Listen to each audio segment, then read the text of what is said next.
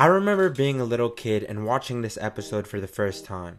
Before I explain why this is the single best episode of SpongeBob ever made, let me tell you a little bit about the episode. The episode starts with a knock at Squidward's door.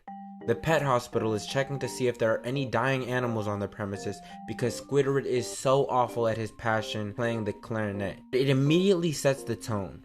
This is Squidward at his lowest. Then he gets a call from his old bandmate, Squilliam Fancyson. He calls to tell Squidward that he's living his dream. He's the head of a big band and playing at the Bubble Bowl the following week. At first, it seems like he's just calling to brag, rubbing his success in Squidward's face like he always does. But then comes the twist.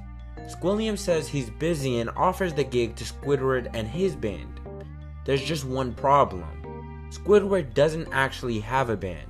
But to avoid embarrassment, he lies and says he does, and takes the gig anyways. Now Squidward has less than a week to put together a marching band and train them for next Tuesday.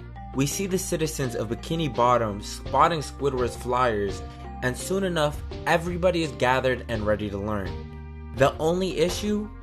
Not a single one of them knows how to play an instrument. Rehearsal goes about as well as you'd expect. Squidward tries to get them to play a disaster. He tries to get them to march in rhythm, somehow even worse. Every attempt to bring order turns into chaos. It's not just that they're bad, it's that they're not willing to learn. They aren't willing to accept that this is Squidward's dream. This is his only shot at his one and only dream, and they're ruining it. And that's important because it highlights the gap between Squidward's vision and the citizens of Bikini Bottom's vision. This is Squidward's only chance at his dream, but to everybody else it's just a fun activity. Day 2 rolls around and for a brief moment it looks like they're making progress. But that quickly falls apart. Every tiny win gets crushed almost immediately, which makes the situation feel hopeless. Not just for the band, but for Squidward himself. Day 3 is something special. It is entirely different. It consists of Plankton performing a harmonica solo. Yup. Oh, look at him run. At this point, the episode leans fully into the idea that there is no way that this will become something functional. By day 4, the final night before the performance, it's clear nothing has improved. No one has learned anything. The band is still a mess. Tensions boil over and a full-on fight breaks out.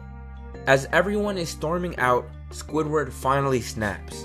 He pours his heart out, telling them they never listened and they ruined his only chance to achieve his dream. Defeated, he tells them don't even bother showing up and walks away. And this moment here is what elevates the episode. Because for once, Squidward isn't just a grumpy neighbor. He's not the punchline. He's the person who had one thing he cared about, one chance to prove to Squilliam, who is everything he wants to be, that he's not just a fry cook. But all of it fell apart right in front of him. There's no joke undercutting it. It just sits there. And then he leaves. But after he leaves, SpongeBob steps in. And what's interesting is that SpongeBob doesn't magically fix everything with silliness. He does the opposite. He takes things seriously for once. He gives a speech about teamwork, about listening, about being a part of something bigger than yourself. It's simple, but it works. Because for the first time, the band actually wants to try. We cut to the day of the big show. And of course, Squilliam reveals that he set the whole thing up to watch Squidward fail. The detail is important too, because it raises the stakes. This isn't just about performing anymore, it's about humiliation. It's about proving Squilliam right. Squidward sees his band actually showed up, but he's already mentally defeated. He doesn't believe in them anymore, because everything up to that point has told him not to. Squidward and his band head out to the dome, and we learn that the Bubble Dome is actually the halftime show for a 1980s USFL game between the Memphis Showboats and the Tampa Bay Bandits at the Library Bowl Memorial Stadium. Yeah, we're not even gonna try to unpack that. We see them prepare to perform, and you're expecting the worst. Squilliams is expecting the worst, and even Squidward is expecting the worst. And then everything changes. The band is incredible. Not good for them, not surprisingly decent, they're genuinely amazing. The music hits, the coordination is perfect, the energy is completely different. It's like watching a group of completely different people. And then Sweet Victory, a 1986 hard rock / glam metal power ballad performed by David Glenn Easley and co-written by Bob Kulick, starts playing. This isn't just a performance, it's a payoff. Every second of failure, every chaotic rehearsal, every bit of doubt built up to this point, when everything finally clicks. And the way it's presented matters too.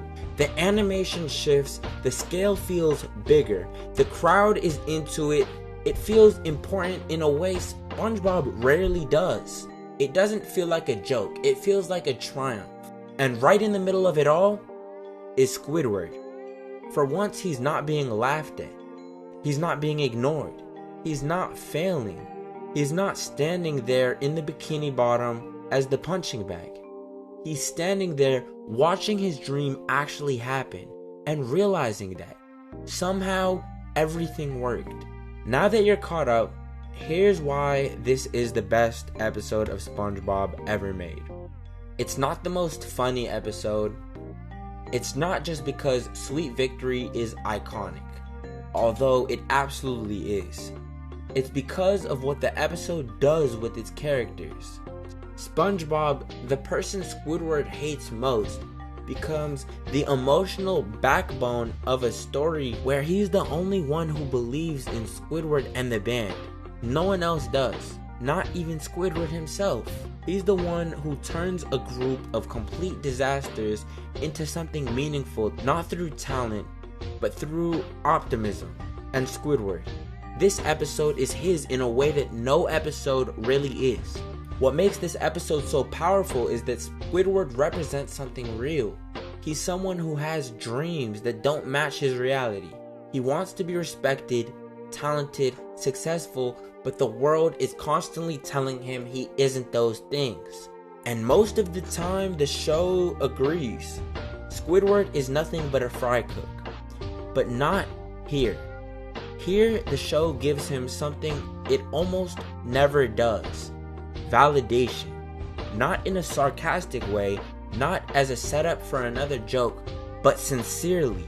He gets to stand in front of the person he envies the most and prove without saying a word that he can do it.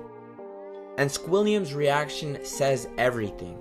There's no comeback, there's no insult, just silence, because for once, Squidward has already won.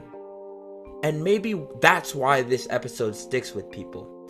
As a kid, you remember the music, the jokes, the chaos, but when you come back to it later, you realize this episode is entirely different. It's about failing over and over and over and still getting one moment where it pays off. It's about someone who never gets what they want, finally getting it. And it's about the idea that the most unlikely group of people can come together and become something incredible.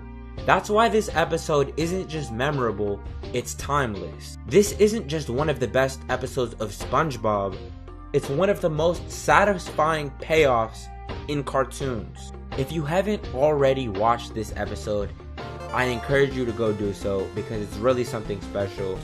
I hope you guys enjoyed this video. Make sure to subscribe for more videos, and I'll see you guys in the next one.